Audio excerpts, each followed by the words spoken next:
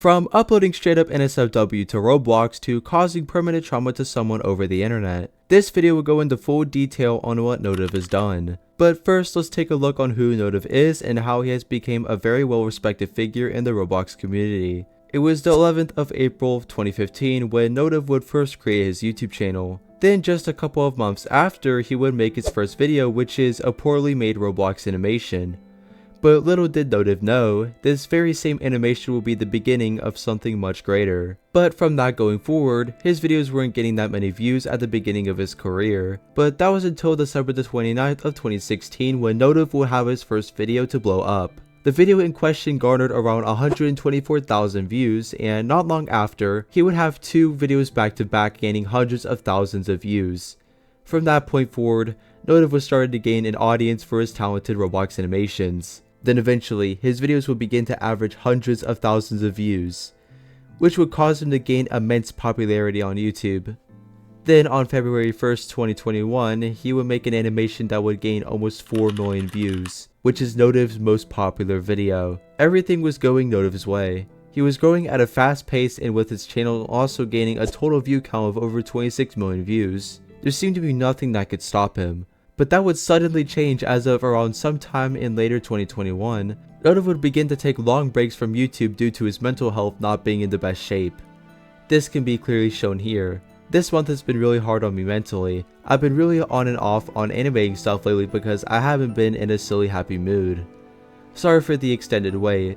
I'm still working on a video, but there's no telling when it's going to be ready. I seem to have one of these situations every few months, so please just bear with me. I'm sure I'll be out with a new wave of videos sooner or later. From what I could tell, the comments were all positive. Just don't push yourself, we're all here supporting you. Take a break if you need to, dude. You deserve it and so much more. These disappearances would drag into 2022 as he would make another community post regarding his temporary inactivity. We'll be back soon. Obviously I've been dealing with a lot lately, which has done nothing but prolong process on new content coming out. I'm sure people will enjoy what I come out with, hopefully. Think it might be a little change in direction though. Not really fond of how I've been going about the process of making content lately. But progress is being made. That's all I can say for right now. Ever since that, only a couple of videos will be uploaded to both his main and second channel that has around 50,000 subscribers before taking a 9-month break from YouTube. Yes, I'm still alive, working out a lot while doing a ton of college work. Don't know when things are going to be free for me anytime soon, but I'm having a very fun experience with my peers and friends. I'm feeling a lot healthier than I was before, and honestly, I don't really mind uploading a bit more when I do end up having more free time. Notive would own up to this statement by creating the official trailer for Slap Battles on May 5th of 2023. Slap Battles is a very popular Roblox game if you don't already know. It was at this point when Notive was getting a lot of recognition for his work, but all of a sudden, Notive would begin receiving comments like, "Why man, I've supported you for years, thanks for letting me down. And your animations are entertaining, but what you have done to yourself would never be forgiven." Now you might be asking, what happened? On September 1st of this year, a Twitter burner account known as SpringAnio10364 would make a Google document going into full detail on Notive's actions. This document was made together by a group to share their own experiences with Notive, and to warn and inform the public as to Notive's harmful private behavior towards his close friends and ex-partners. To give a good and detailed rundown, Notive, or his real life name being Jacob, has admitted to owning a Roblox NSFW account known as Zovoc. He admitted to this in a Google document on September 19th of 2022, so this isn't new information but adds context to the things I'll be talking about. Now, back in 2020, Jacob has posted a very suggestive image to Roblox, a website that mainly consists of children, but it's been said by someone over Discord that he uploaded another image that was a little more suggestive than shown.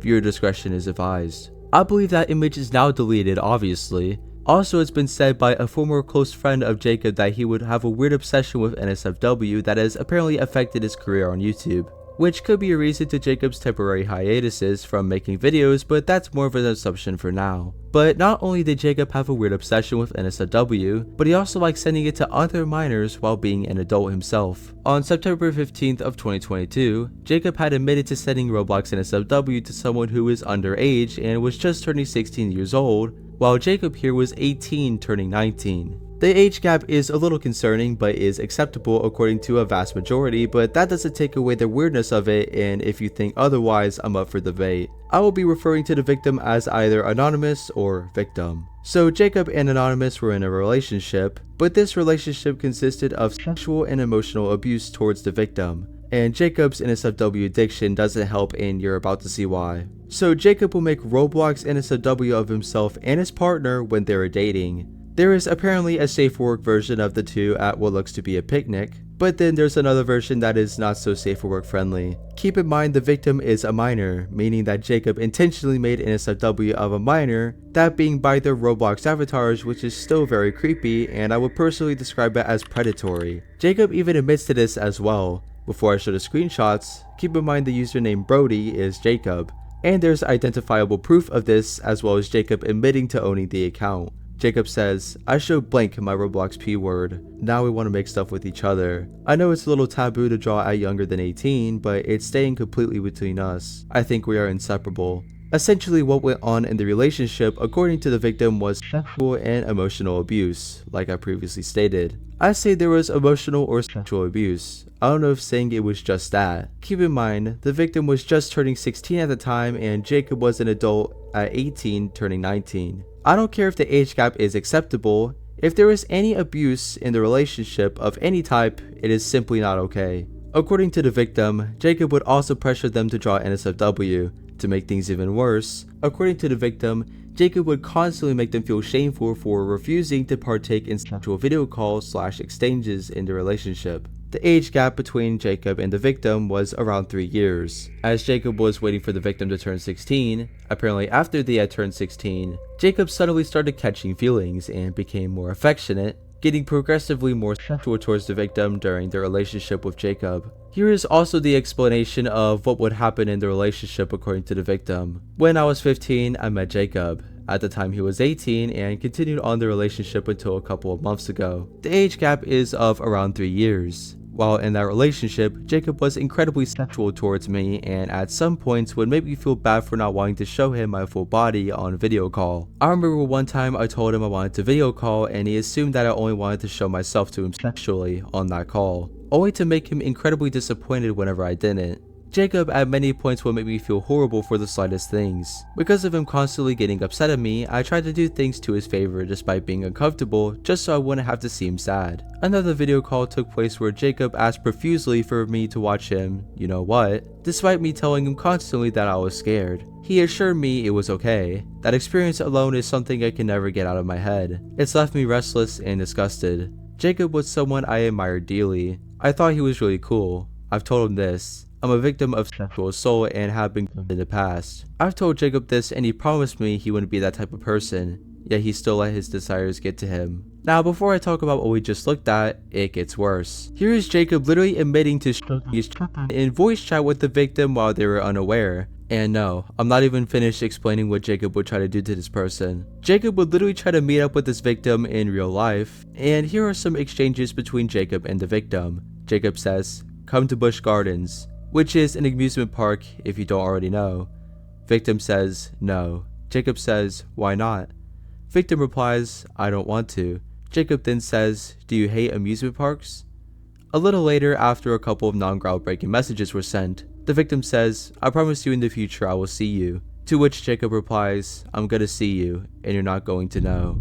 Now, Jacob's intentions for meeting up with this minor was supposedly for sexual activity, as they apparently discussed this in a voice call according to the document. But what's frightening about this is that they supposedly met up, and this fact can be supported by these messages I'm about to show you. Victim says, "You saw my dad? I'm dying." Jacob says, "Lol, it's okay. Did your dad say anything?" To which the victim answers, "No, but you saw my dog. Tell your dad I said hi again and thank you." Now, I want to ask you this. What would you think if happened if nobody was there to supervise Jacob or the victim? Judging by everything we just went over, we all know Jacob's intentions are sinister and malicious. Even though the victim seemed visibly uncomfortable with meeting up at times, it appears they were guilt-tripped, which is a tactic that Jacob would use. Now, I just want to say that I don't think anything like this should be normalized. The age gap was weird and concerning from the start, especially for someone like Jacob who has a large platform on YouTube. But this is already just career ending at this point. How deplorable do you have to be to mentally abuse a minor in this way? Especially since there were abuse like this in the past. I genuinely feel bad for the victim involved, and I hope they get the help they need. Now, Jacob and the victim split up on April the 26th of this year, which is good and it's obvious as to why.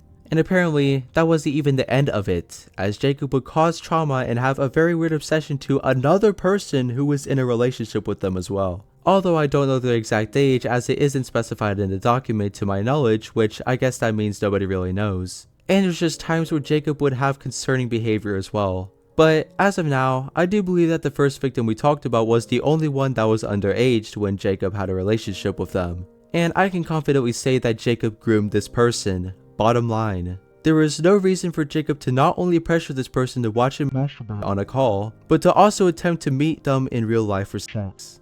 I'm just beyond disgusted at this point. Now, Jacob was confronted a couple of times on various things. For now, we will be taking a look on one confrontation regarding the first relationship we talked about. Someone anonymous asks, "How old is your boyfriend?" Jacob responds, 16 turning 17. Then not long after other messages were sent, Jacob says, "Yeah, I made sure everything was within legality. We started dating when we were only 2 years apart, and I was a little frightened when I became 1 year older. Everything is a-okay, though I don't think it's anything to worry about. I did my research." Then later follows up this claim by stating, "There's no way I would have gone into a relationship knowing it was illegal. I'm not that type of person. It's disgusting.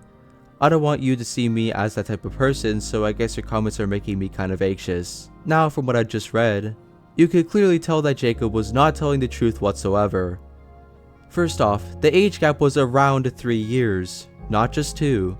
Sure, I don't think it was exactly or above 3 years because obviously they don't have the same birthday, but at the same time months add up, not just years, and that's why I say the age gap was around 3 years. Jacob has also said that he made sure everything was in legality. No he didn't. He would pressure the victim into watching him do sexual things on camera, and also pressure them into showing their body when they are a minor. None of that is normal, much less falls within legality, as the relationship contained grooming, emotional abuse, etc. So no, that confrontation didn't debunk anything that happened whatsoever. Now we are going to be taking a look at a response document made by Notive himself that has been taken down, but I do have an archive for it. Never mind, not even the Wayback Machine will leave this document up.